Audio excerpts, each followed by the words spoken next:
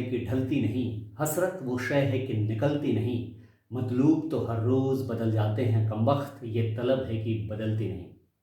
आपसे मिलने की तड़फ, आपसे मिलने की तलब और आप सबसे मिलने की ललक, इसी कारण मैं फेस लेकर एक नए यूट्यूब चैनल में आपके सामने प्रस्तुत हुआ हूँ। नमस्कार।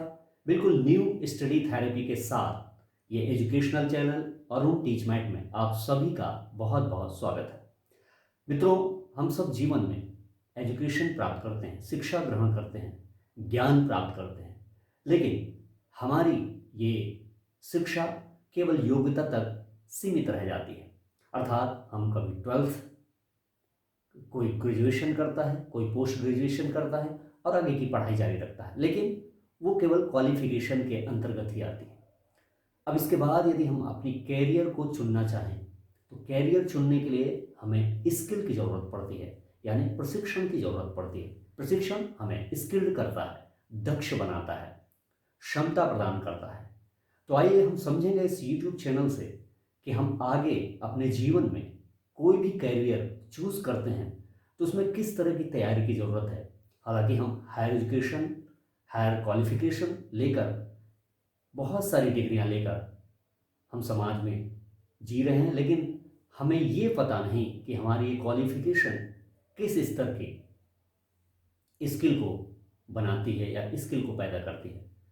तो मैं आपको एक ऐसे ऐसे तकनीकों के बारे में बात करूंगा, ऐसे ऐसे मेथड्स के बारे में बात करूंगा जहां आपको अपने क्वालिफिकेशन से और घर में रहकर स्वाध्याय कर या ऑनलाइन स्टडी कर, कोचिंग करके, ट्यूशन करके या फिर किसी गुरु के सानिध्य में रहकर आप अपनी पढ़ाई को अपने स्किल में कन्वर्ट कर सकते हैं।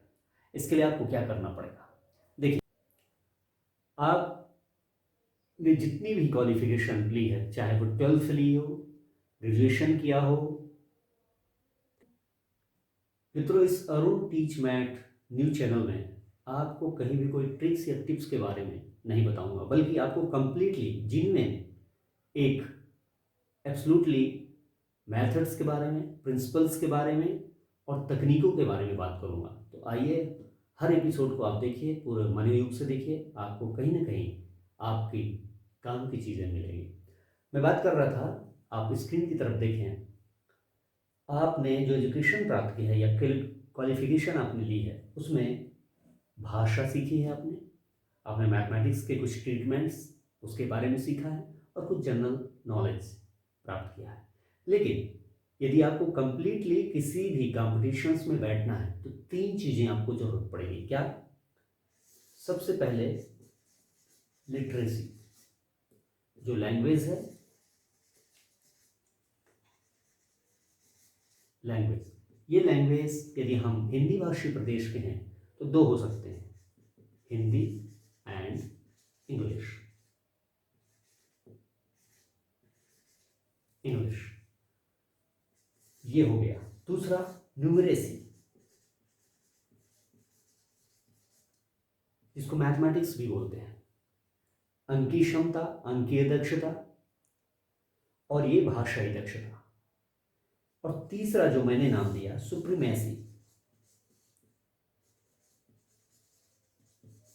डोमिनेशंस, प्रभुत्व। अर्थात सभी सब्जेक्ट्स में आपको नॉलेज होना है या नॉलेज चाहिए, उसमें सुप्रीमेसी चाहिए, प्रभुत्व चाहिए। अर्थात आपको कहीं से भी किसी भी कॉम्पिटिशन्स में कोई भी सब्जेक्ट से संबंधित प्रश्न पूछे जाए, आप उसको हल कर लें बड़ी आसानी से। तो ये 3 चीज़ें अगर हम जीवन में सीखते हैं तो यकीन जानिए आपका कोई भी कॉम्पिटिशन्स अनक्लियर नहीं रहेगा। आप रिजल्ट करेंगे, क्लियर करेंगे और सेलेक्ट होकर आप मनचाही कैरियर बना सकते हैं।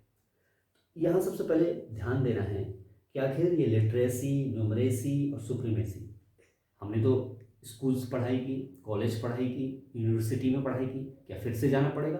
नहीं नहीं, बिल्कुल नहीं। सबसे बड़ा हथियार है सेल्फ स्टडी। और इस समय आप सबको बहुत सारे